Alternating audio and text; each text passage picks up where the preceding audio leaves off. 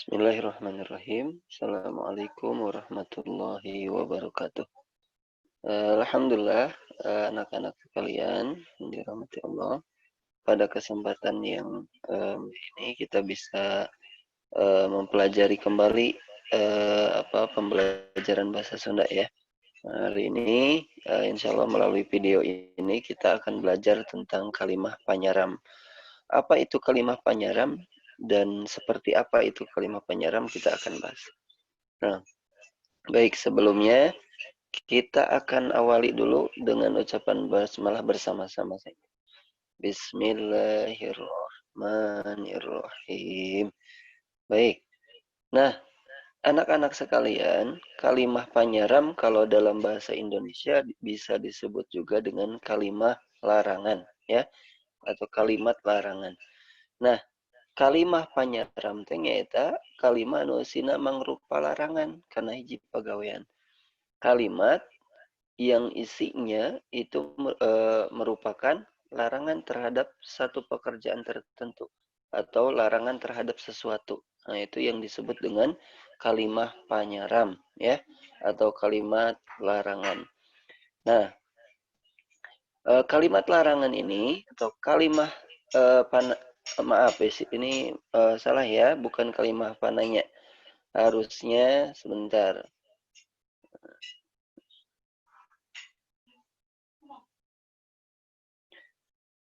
Nah, baik ya anak-anak. Jadi kembali lagi, kalimat panyaram atau kalimat larangan itu mempunyai ciri supaya kita gampang mengingatnya ya. Anak-anak boleh memperhatikan ciri-ciri berikut ini.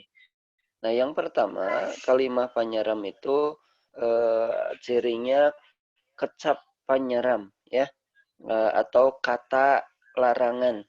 Yang kedua, tanda penyeluk atau tanda seru di akhir kalimat. Nah, ini yang menjadi ciri kalimat panyaram ya, kalimat panyaram.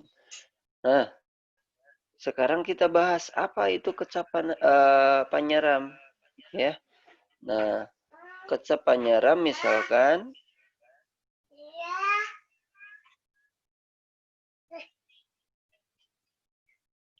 baik, kalimat panyaram itu kecap panyaram itu yang pertama kalau dalam bahasa Indonesia ya, jangan ya. Kemudian tidak boleh ya.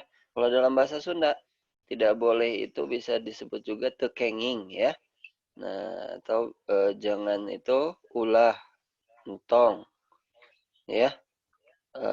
Nah, itu yang menjadi kecap panyaram ya. Jadi kalau anak-anak mau membuat kalimat larangan ataupun ada sebuah kalimat yang di dalamnya itu ada kata tekenging atau ada kata ulah gitu ya, atau napi ayat kecap tong. Nah, itu berarti kalimat larangan ya. Insya Allah ini mempermudah ya. Jadi tinggal lihat saja di kalimatnya itu terdapat kata atau kecap panyaram atau tidak. Nah, itu ya. Nah, anak-anak sekalian, nah contoh misalkan ya, contoh kalimat larangan ya. Nah, misalkan contoh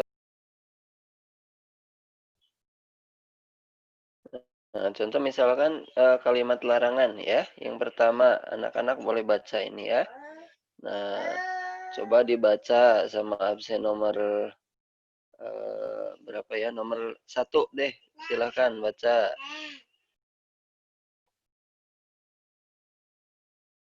Nah, betul ya. Jadi, tekenging micen runtah padu bae. Nah, artinya apa sayang? Apa? Betul ya. Tekenging micen runtah padu bae itu artinya tidak boleh membuang sampah sembarangan ya. Nah, berikutnya ada absen nomor 5. Boleh dibaca, silahkan.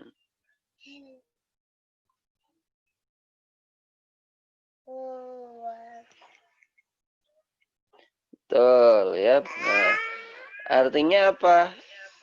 Ari nutupan panto teh tong tarik teing. Kalau menutup pintu itu tidak boleh keras-keras, betul. Ya.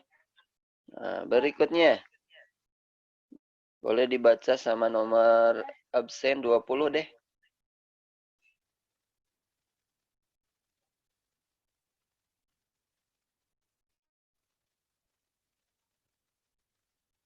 Ya, baik. Nah, ulah ulin kamalinaan tos maghrib. Maaf, ulah ulin kamalinaan tos maghrib mah gera marulang bisi aya sandekala gitu ya. Nah, jangan main keterlaluan gitu ya. Jangan main berlebihan. Kalau sudah waktunya maghrib, segera pulang katanya gitu. Karena sandekala itu ya, kalau dulu Bapak pas zaman kecil eh, me, mengartikan sandekala itu hantu gitu ya. Nah, karena kata-katanya itu kan bisi ayah sandekala takutnya ada hantu gitu ya. Nah, padahal ternyata bukan, Sen. Bukan sandekala itu bukan takutnya ada hantu. Atau sandekala itu bukan jenis hantu ya. Tapi ternyata secara bahasa sande itu bukan, kala itu waktu. Jadi bukan waktunya ya sandekala itu. Jadi bukan hantu.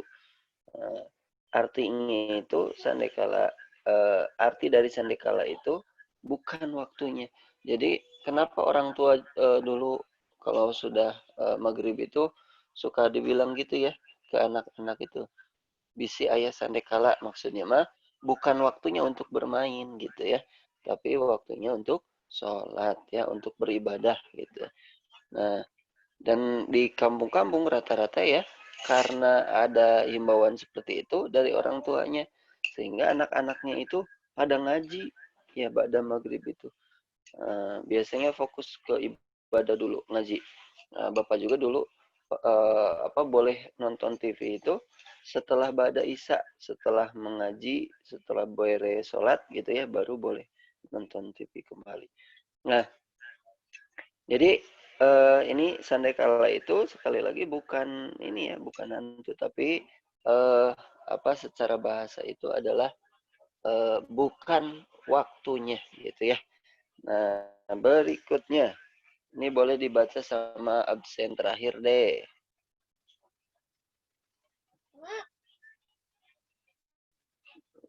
Oke, yuk silakan.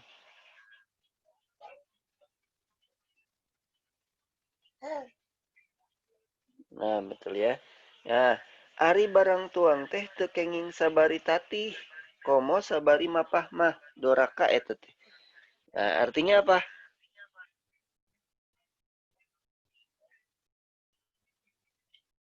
Iya, ya. Kalau makan dan minum itu tekenging tidak boleh sambil berdiri, sabari tatih teh ya, sambil berdiri. Nah, apalagi komo sabari mapahmah, apalagi sambil berjalan, nggak boleh itu, ya.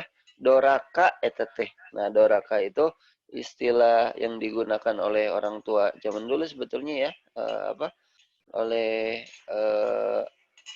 orang tua di Sunda terutama doraka itu adalah dosa gitu ya.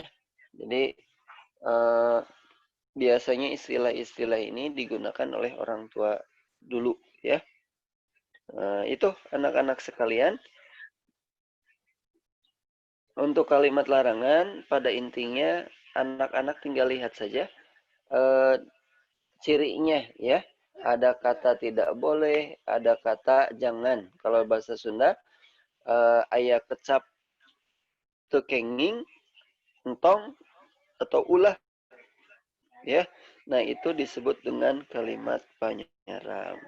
Nah, demikian anak-anak sekalian, ya. Anak-anak nanti Bapak akan kasih tugas, boleh cek di Google Classroom masing-masing ya. Nanti di sana Bapak sertakan tugasnya, ya. Jadi anak-anak boleh cek di sana. Dari Bapak cukup sekian, mohon maaf atas segala kekurangan. Kita tutup dengan hamdalah bersama-sama ya. Kurang tutup ku hamdalah sesarengan. Alhamdulillahirabbil alamin. Baik anak-anak sekalian, cukup sekian dari Bapak. Billahi taufiq wal hidayah. Assalamualaikum warahmatullahi wabarakatuh.